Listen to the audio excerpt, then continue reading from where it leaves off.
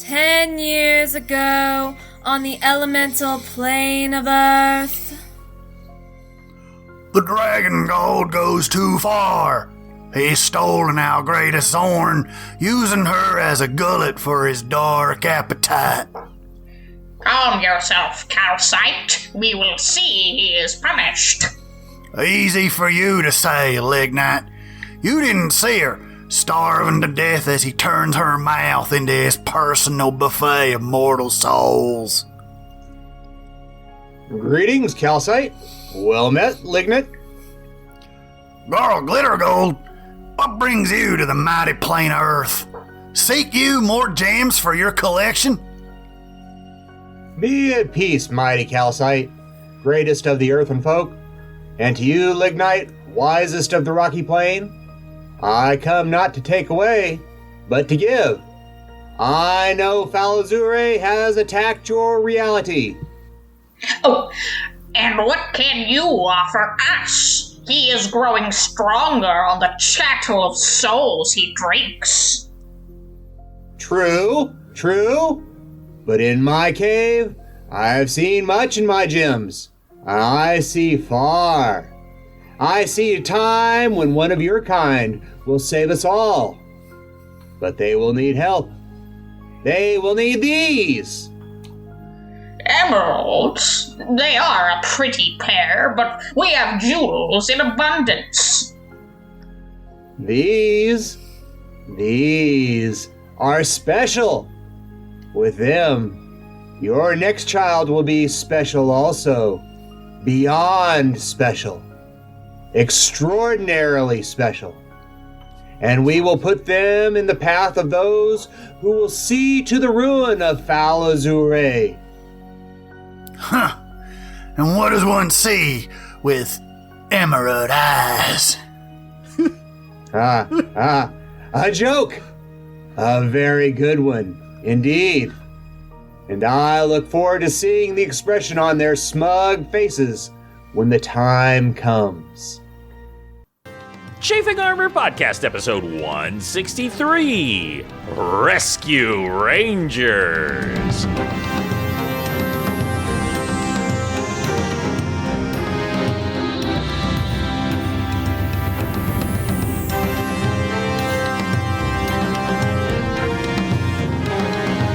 Welcome back to the Chafing Armor Podcast. I'm your host and lovable Dungeon Master, Michael Corley. And with me tonight, not playing their main characters, are my wonderful players. Let's start off with Lee. Lee, tell us who you will be playing.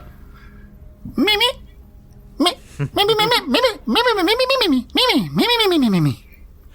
I love it. You will be playing Mimi, the baby mimic, which is not quite a mimic and not quite a backpack. Or a baby, even. Definitely not a baby. My goodness, we got some things to show you guys. With us tonight also is Dare. Dare, tell us who you will be playing. Howdy, y'all. I am Dare, and tonight I am playing Felzik, the Rock Elemental. Indeed, and in fact, the one who got a head start on the others in their plunge down below. And also with us tonight is Izzy. Izzy, tell us who you will be playing. Hello, everyone. I'm Izzy, and I will be playing Aki, the reptilian, Komodo dragon-sized Tegu, and vassal, and the interests of a certain lizard god. Indeed. And also with us tonight is Riley. Riley, tell us who you will be playing. Hi, I'm Riley, and I'm playing the most amazing character, the favorite character, Katra. I love it. I can't wait to see what you do with Katra. And last but certainly not least is James. James, tell us who you will be playing. Hello, my name is James, and I am playing a definitely a raven named Afiel. definitely a raven. When we last left the players, they had journeyed into the seemingly abandoned lair of the Kraken that had been transformed into a Kraklithid, which through the amazing skill of Penton had been dismissed from this plane of existence. You made your way down through various winding pathways to find a strange temple with a huge, almost unimaginable tentacle poking out of it as you made your way in, only to find that the statues of various creatures on each side was an illusion, and you were being blasted from each side by not 1, not 2, not 3, but 8 mind flayers, mind blasting the ever-loving heck out of each of you. Up above on the good ship Pisswhistle, the various companions and familiars and pets of the players sensed that something was awry. The first to fly into action was Felzik. And Felzik, what do you think it feels like for Felzik for the first time to be free falling through water? Felzik is having a bit of a scary moment where it feels like he's traversing the plains and going very quickly through this new liquid medium that he's really never experienced before, and plunging literally like a rock to the bottom of the ocean. It's unnerving. And you can see a growing light expanding below you as you get closer and closer, moving faster than the other characters. Speaking of the other characters, the rest of you are all sealed up in the tum-tum of the baby mimic Mimi. You are descending below by the sheer weight of all of you, despite the air bubble that is inside. Mimi, how are you descending down through the water? Mimi. All right, I'm going to knock that off. So Mimi will most likely be using her new appendages that she manifested to essentially swim down, helped out by the weight of everybody else inside her, which is not an insignificant weight. No. But also, it's weird because of the nature of what she is. It's technically weightless. So whether or not that has an effect on the outside world, I guess, is kind of up to Mimi, really. I don't really know how that works, but so she would be swimming down and doing her best to keep up with the elemental, who is quite literally sinking like a stone. Yes, quite literally. You cannot keep up with Felzik, even though you are making that way. And to that making your way, do you have any appendages to speak of? Well, yeah. But before leaving the ship, I manifested arms and legs. Yes. So yeah, just arms and legs. There's no body, so it is essentially just a knapsack with arms and legs, but swollen to a not insurmountable size. And yeah, using those to kind of swim down. Maybe manifesting some webbed fingers and toes. Maybe, I don't know. Mm-hmm. This is something that you have literally never done before, and yet you have an instinctual idea that you can do it.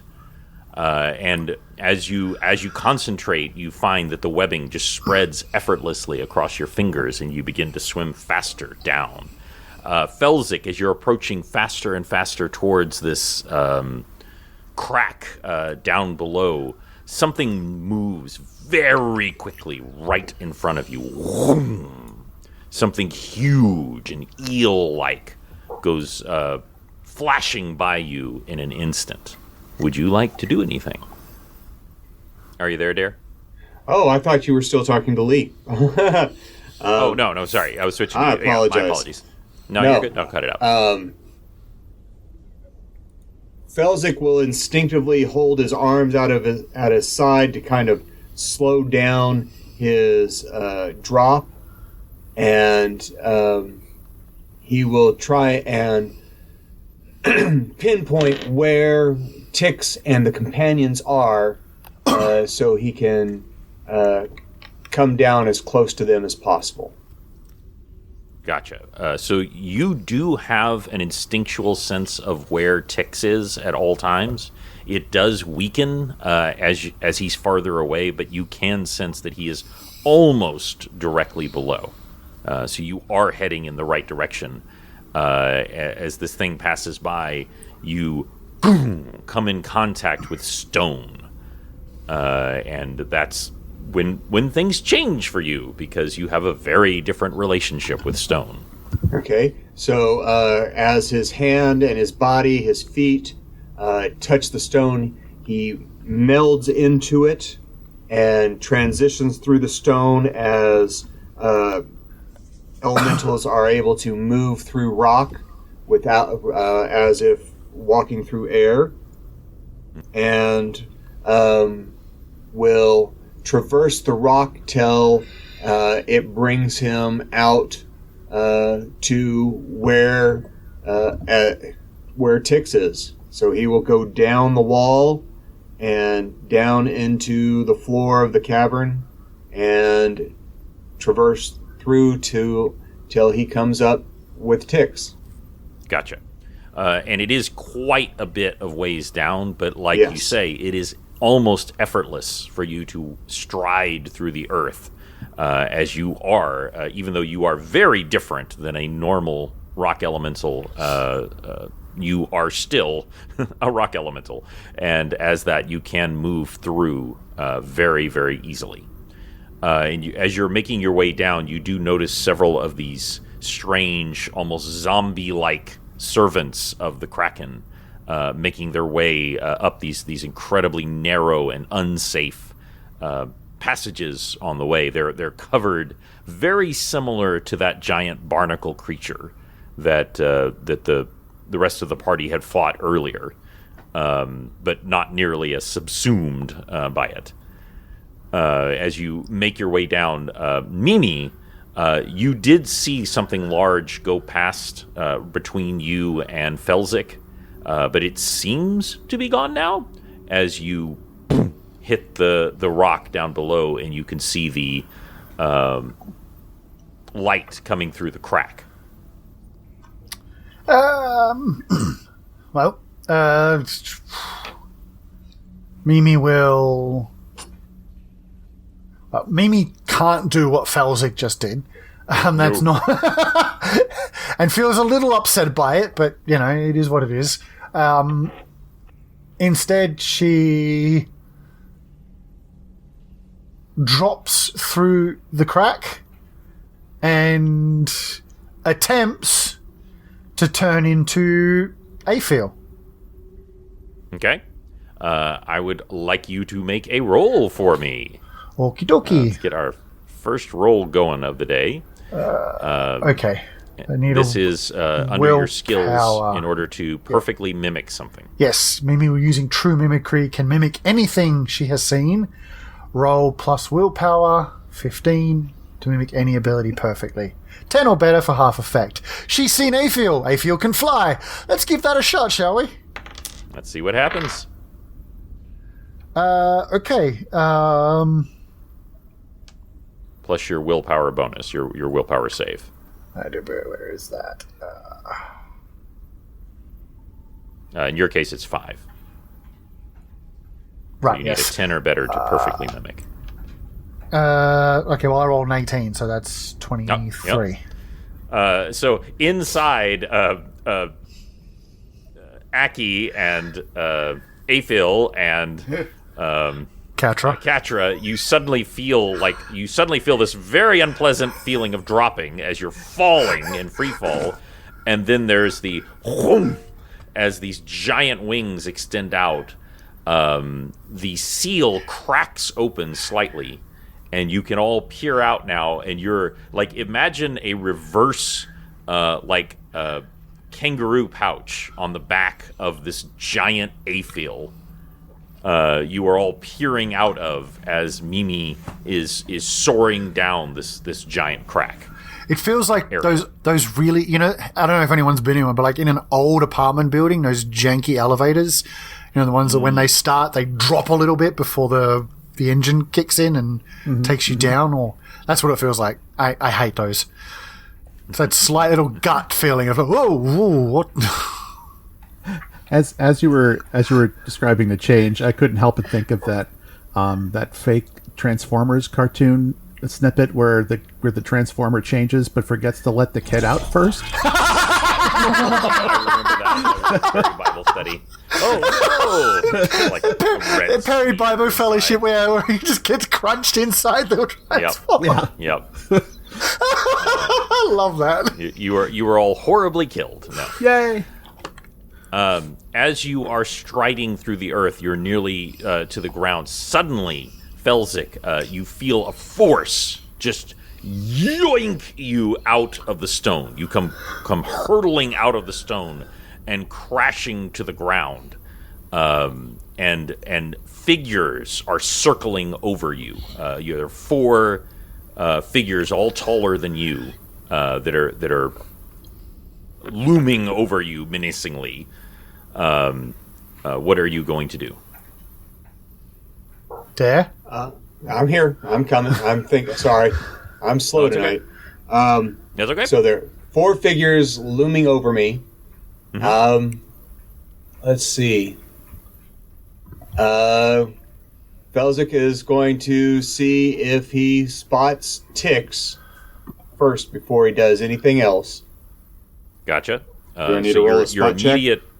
You definitely. Oh, go ahead and make a spot check because that will tell us a lot of things. So that will be plus 5. So that'll be a 17. 17. Okay. So these are not. They are definitely not gnomes. So you know that none of them are ticks. You're not entirely sure what these are. Tix has encountered them before, but you were in the backpack at the time, so you've never seen these creatures before. They are sort of lizard-like, sort of dog-like. Each of them has a very ragged look about them. They basically look like like you ordered an adventure party on Wish. They're just really raggedy looking, I love that. One of them has a large sword, and the other one is wearing robes, and the other 2 are wearing leather armor. So they have the feel of like the adventuring party you've been traveling with, but just really down on their luck. And they are, like getting ready, and you can tell that the one in robes had just cast some sort of spell that had yoinked you out of the cave. And you hear the what are the I don't suppose you by any chance speak Draconic, do you? Felzik? Yeah. I don't believe so. No. Felzik basically speaks Terran, and he started picking up a little common, and that's about it. So you hear a sound, and it actually sounds like dogs barking. It sounds like yapping, and there's a strange translation that comes through. You don't know exactly from where. The back of your eyes itch for a second, and you do hear the phrase, "Get the eyes." And one of these strange little dog lizard creatures pulls out a long knife and begins moving towards you, looking directly into your eyes. And Felzik go, "Oh, I know what this is. This is what Tix does." And so Felzik takes a step forward and grabs the little dog lizard creature by the snout and performs a slam attack. I am absolutely going to allow a surprise attack because none of them were expecting this. By the way, as we have established, you understand Common, but you only speak Terran. Right. So what they hear is this and then slam. So go ahead and make that surprise attack roll. All right. Can we come in while this is happening? Oh yeah, no, we're going to let the surprise round and then we're going to get the rest of y'all in. Okay. I want to try something. So that is a 26. Okay. So that is very successful. I assume you're doing it to the one who's approaching you with the knife. Yes. Since yes. they would be Felzik just reaches his rock hand straight out and grabs the kobold by the nose and lifts up and straight down into the ground with all his strength. And in this enormous, just unfathomably huge cavern that you're in, there's just a boom goes through as it's just his face just connects with the ground. Roll for that damage. Okay. That is 12. That is 24 points of damage. 24 points of damage. I mean, his face, you don't kill him, but like, to say the very least, his nose is just shattered as it just smashes into the ground. His knife goes flying from his hand, and he screams and howls, and as he holds his nose, and blood just spurts out. Now, the rest of you have successfully come down. I'm going to let y'all do what you want to do. What I want to say is that both Aphil and Katra, you recognize, obviously from the description, you know they're kobolds. We've all played D&D before. But you recognize these as kobolds.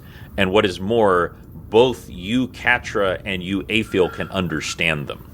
Yeah, I was going to say, I probably know Draconic pretty well just because of... You do. And Yip Yak that kobolds speak is a variation, a very corrupted form of Draconic. And so you can understand it. In Katra, you have an innate ability that allows you to understand it. So what I want to do is, as Tix is doing his morning Ralph, morning Sam routine on the kobold, Mimi is going to essentially swoop down and perform an airdrop of her contents. Her living contents directly onto the group that is assailing Felzik. So basically swoop down like a peregrine and at a certain point switch to swooping back up while opening her mouth and dumping out Katra, Aphil, and Aki directly into the middle of the group. And then performing a weird shape into the form of Tix's axe. Okay. As established in your ability, you can assume any form. You just need to roll to see how well you succeed. It's a form of Tix's axe, axe, yeah, that is sized for Felzik. Yes, absolutely.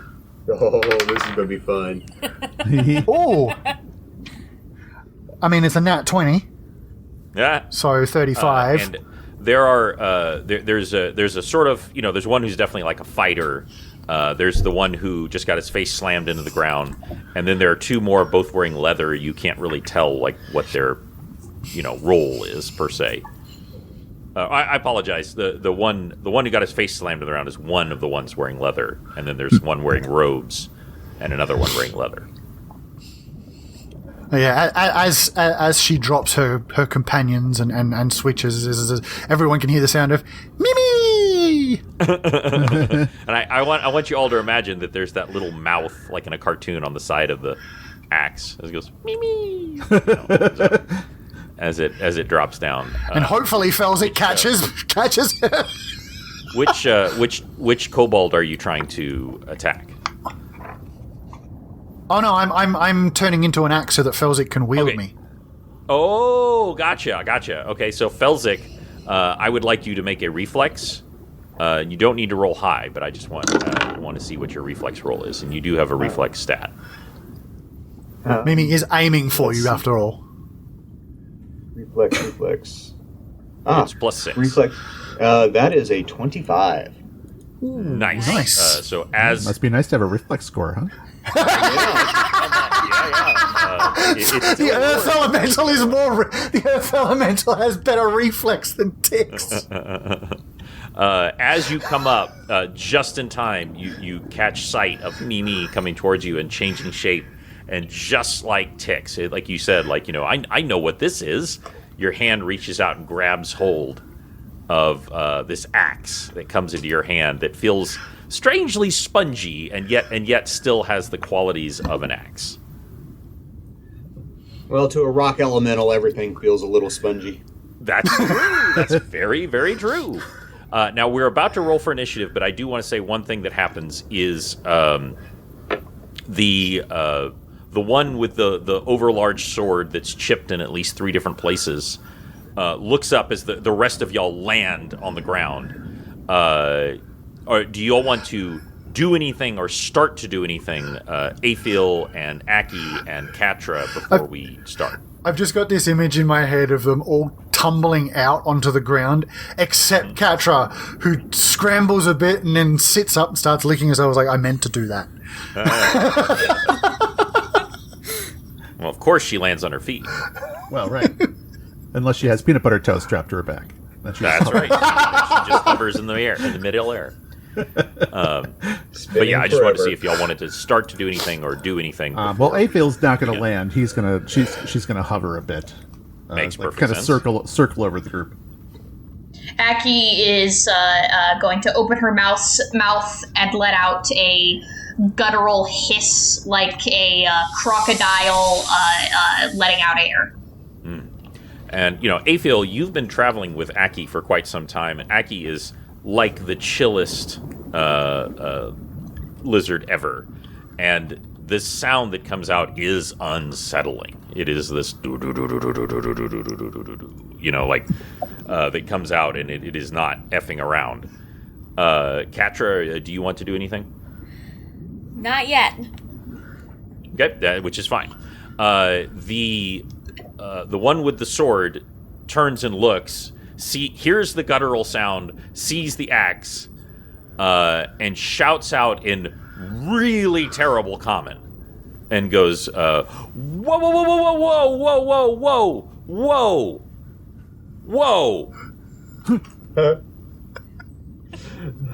It's just a prank, bro. Don't tase me. Oh man, this is. I think this is what Aki's voice sounded like. There's a lot of time between episodes. Oh fine. man, I was looking forward to eating one of them. You are more than a little bit hungry because you've been out at sea for a little while. And he throws out his hands and he goes, hey, misunderstanding. No, my name is Aki. This is crab. I'm not a Krabby Patty. No, this is Patrick.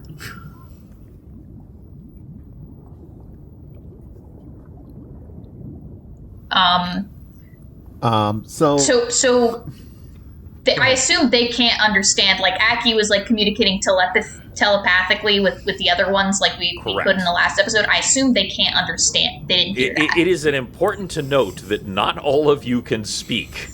This is a very good point. I'm wondering if Aethel can speak. Yes, Aethel can speak. Just straight up can speak. She has been a familiar for so long that she has gained the ability of human speech. Okay. Even though it's cute, like Mimi, the axe in Felzik's hand speaks in, I mean, whatever, like, even it's me, there's a distinct me tone to it. It's like, I want to kill you. I'm hungry. I haven't eaten in several days. I'm hungry. All right, so Aphiel's going to spiral down and kind of alight on the guy who just said "whoa, whoa, whoa's" head, and say, what's this all about?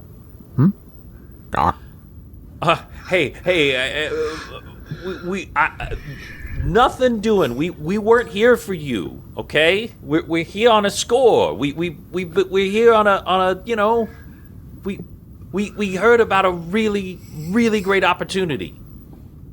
Which was? Well, I don't know if you've heard, but the Kraken has been turned into a mind flayer, you know, patsy. And so this cavern is ripe for the picking. Do you know how much treasure a Kraken has? No. Me. What does that have to do with the walking rock? I'm looking for ticks. Look at their eyes, you know. And Felzic's eyes literally are two like fist-sized gems, cut gems that will slide across its snowman-like face. Yeah, but so are Mimi's. That's true. That's true. He goes, we just thought it was an opportunity. And the one with its smashed face is just gingerly touching its nose and going like, "That's a really crappy opportunity, if you ask me." So you're just here to pilfer? Yeah, but look, we can tell you guys mean business. You clearly got your thing going on. We're not gonna get in the way. Maybe we could even help you. You know? Yes. Yes, help us. Yes, help us. Yes. Hey, help. We help you. You let us just, take a few pickings. Good. We're good, right? Why shouldn't we just... How do you help us? And then Aphiel's eyes flash a little bit electric. Well, while all this talking is going on, Mimi has decided there's not going to be any axe play at the moment and assumes her long-legged form. And just they are stands very taken up. aback by that. And just stands They're very up. taken aback. Because they've never seen anything like that. I mean, they've heard of mimics, but you're not acting like a mimic. So they don't know what to make of you at all. From about 30 feet above is the voice of Mimi? Me. It's just these huge, spindly legs. Hey! I heard what you were saying, Kitty Cat. You can communicate telepathically, Catra, in common and other languages. Okay. So they hear you, and they're like, I got it. I understand, but I happen to know that there is some defenses, there's some, nastiness up ahead, because there's a very, very important temple up ahead. And there are some nastiness in there, and my buddy, who you almost disintegrated their face, he knows how to get by. In that right, Kerr? That's right. Kerr stands up, and he actually has 4 tails. You have no idea what's going on with that. His hair is actually purple, like dyed purple. The sort of scraggy tufts that come off the top of a kobold. And his face is just smashed. What?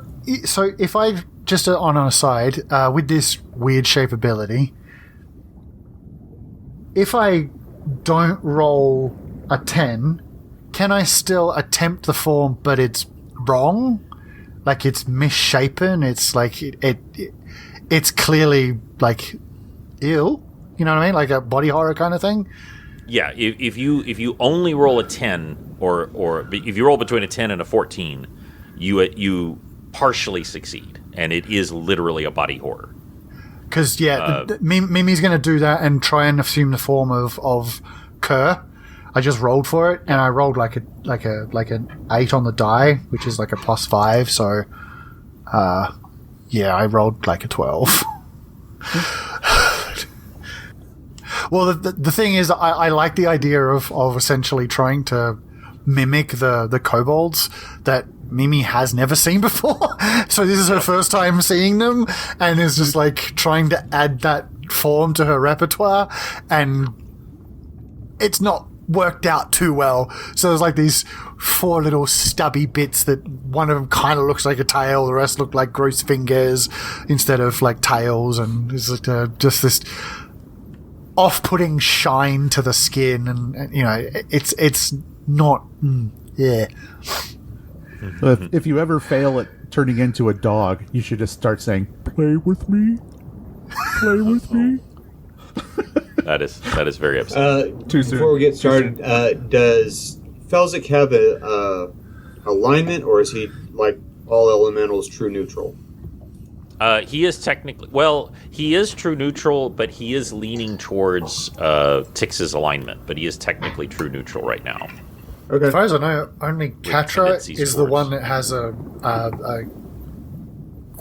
chaotic alignment at the very least, just because of what Katra is, maybe. you'd But be I'm surprised. Afield probably has a chaotic You'd be bent. surprised Fair what enough. their alignment is. Katra's lawful evil. Just like all cats. No, I love cats. Yes. All cats are Aggie is lawful true neutral for sure.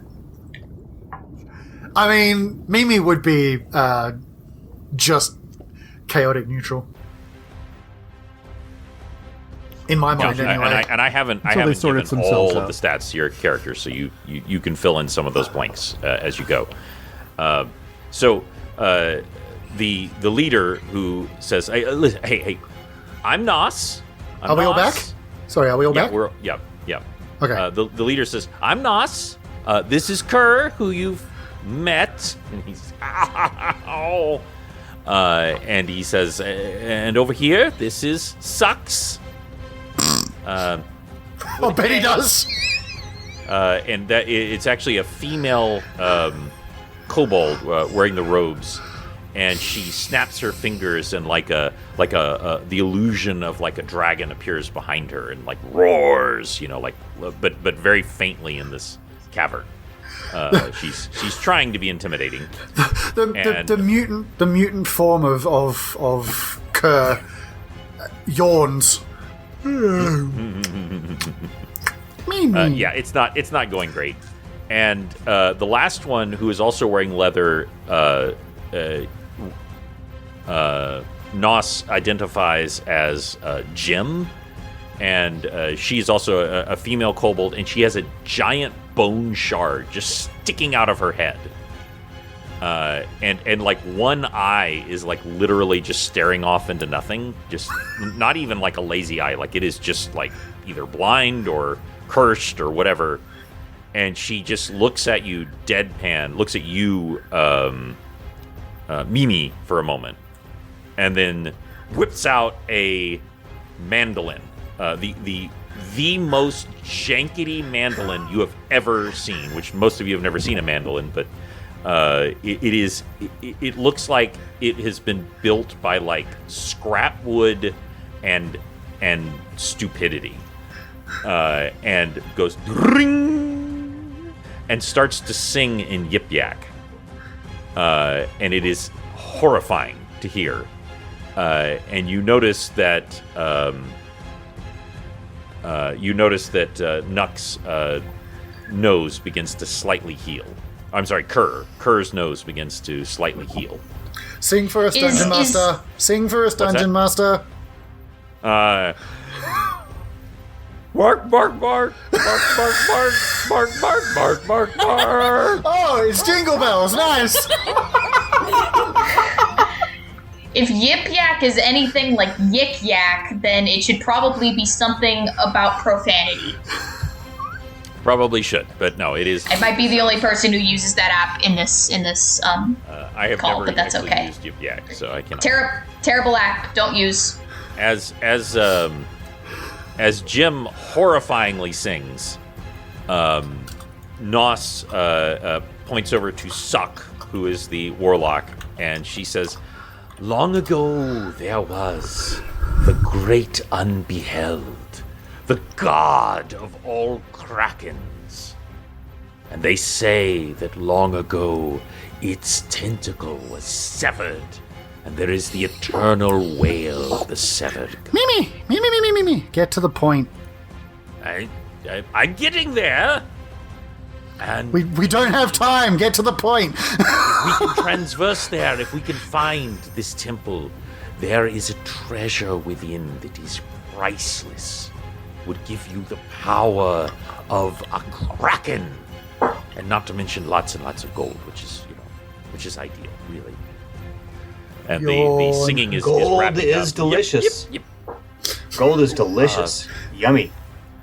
Well, there you go, buddy. There you go, buddy, says Nos. I tell you what, we'll take you there. It's literally all the gold you can eat. It's a free buffet. There's so much gold, I cannot even tell you. This kraken has been terrorizing the Sand Swallow Sea for, I don't know, a century. And do you know how many ships it's capsized? There's so much gold in here. One? All for the taking. What? One ship? I'm guessing 100. Is that a lie? And then he gestures up, and you literally see ships just like fused into the walls that have been made into walkways up above. And he goes, "Yeah, that's a lot, buddy. Help me out here, sister." He points over to you, Katra. Like this is good, right? Like we could do this.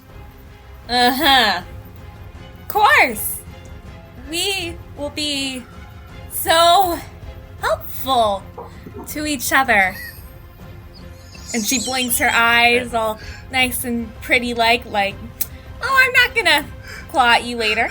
Come pet me." And he I've just got this image of Katra doing that one-eyed rolling blink that cats do, where one closes and then the other one just, yes. Aki goes up to one of the whatever kobold is nearest to her and just kind of does that little lizard or snake thing of just flicking out the tongue. Blech.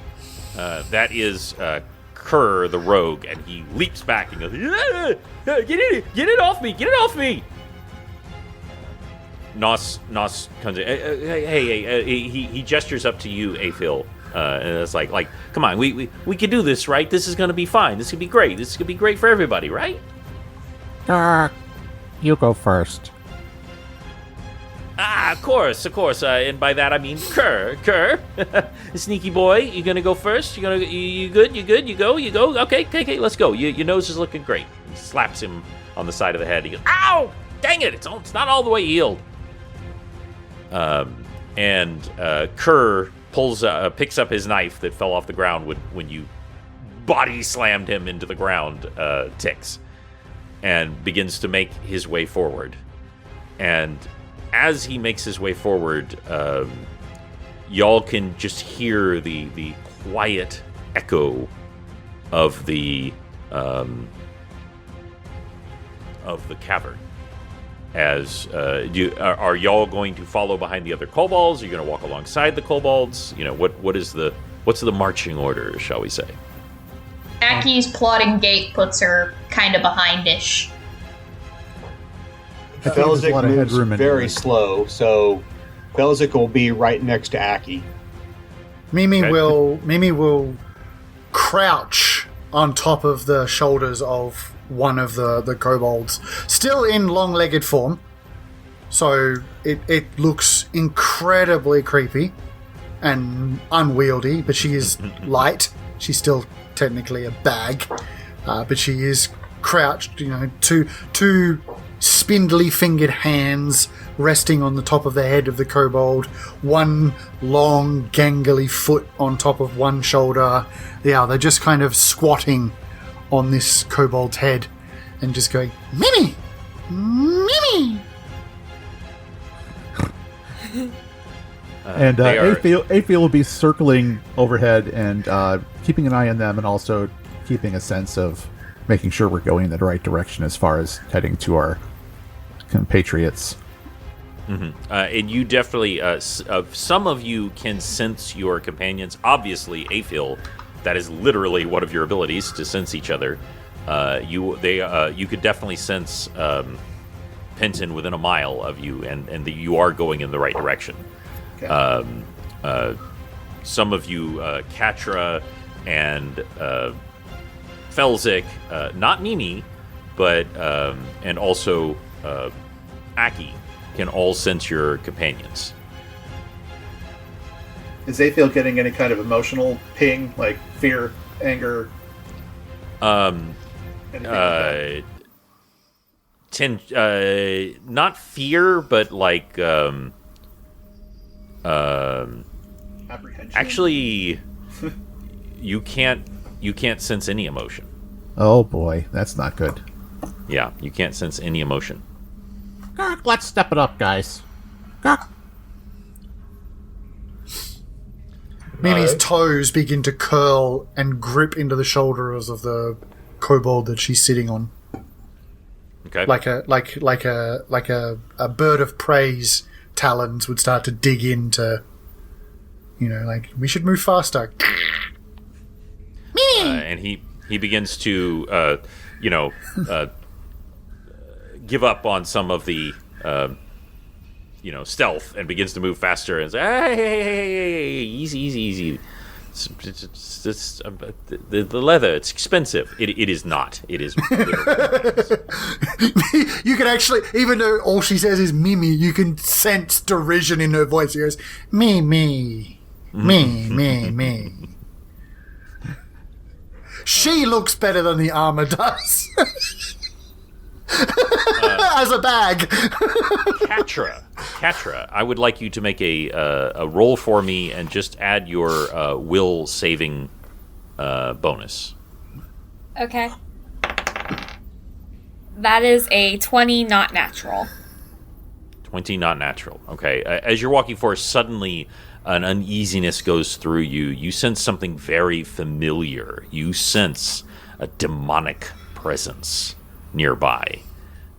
Something is rising up through the ground is, of course, stone.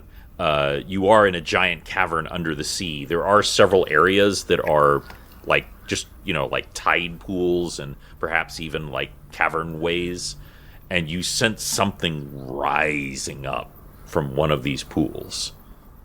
I signal to Afield, the bird. Yeah. Do you sense anything odd? Just that. I think Penton's unconscious. Mm-hmm. All right. And What? I Why? keep going. Why? Why? I don't know. I think it will be fine for right now. You're in the air. You're good. At that moment, a pincer the size of Morezi crashes out from the water and is trying to snip you in half, Afiel. That is a natural 20. No. So I am going to do something a little unusual, a little rule adjacent. I would like you to make a roll, and I would like you to add your willpower roll to it, Afiel. Okay. There it is. 19. 19. Okay. So you help Penton so much in what you do, in that he is just kind of doo-doo-doo. He's a very happy-go-lucky guy, and a lot of you do a lot of the heavy lifting when it comes to sensing what's going on. And so at the last minute, you do sense that something is going on. So I am going to let you roll to have this damage. And you all see this just stupidly huge pincer come out and just... And you are all expecting Afiel to just snap in half like a twig, like it's not even a question. You were just expecting that Afiel is dead now. Ooh, that is unfortunate. It's really good that you rolled that well. So that is... Yeah, so it was a 28 was the reflex save. Oh, good. Very good. Because that is 38 points of damage. Holy which heck. You, just at the last minute, are able to have. Just by your... even still, a very unpleasant amount of your stomach is torn as you... one of the only reasons you're not immediately killed is your supernatural toughness, but also, literally, this pincer is meant for grabbing things the size of horses. And so the serrated areas inside, you literally are able to kind of like chink inside of it, and as it snaps closed, but it's still like the razor edge cuts you as you flutter out. All right, and that was half of what? Was that 38? Half of 38. 38 points of damage, yeah. So, okay. And crashing out from the ground comes this... it's a giant crab, but it is covered in those barnacles that you've seen from the others. And right after it, just rising almost casually, almost levitating out, is an eel-like creature that looks like this. Oh no. And it hisses at all of you, and one of you immediately recognizes it. Catra, this is known as a wastrelith. This is a water lord. It is a demon from the lower planes, filled with abyssal power. And it hisses in abyssal, which you understand, Catra.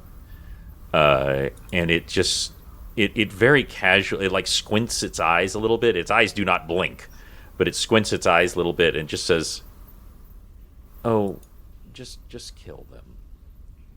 And boom, boom, two other giant crabs burst forward, and they are equally covered in barnacles. One of them is actually missing one claw, but there is like a misshapen tentacle like flapping just way too fast where the claw should be, as they circle around y'all. And that's where we'll end Chafing Armor, episode 163. Great job, everybody. Dark. I contributed so much. Mimi. So hope y'all enjoyed your final experience of your pets before they all horribly die. Yeah. But thank you all so much for playing. If someone would like to subscribe to Chafing Armor, what would be a good way for someone to do that? First YouTube. through YouTube and your podcaster of your choice. But more importantly, if you'd like to support us for all the great episodes that we put out and all the great content that we put on our wiki page, you can support us on Patreon at Chafing Armor. That's right. Just search for Chafing Armor, or the link will be below. We sure appreciate that, and I'm hoping to upload some really fun content for you guys on there very soon. So you guys have a wonderful day. To you as well.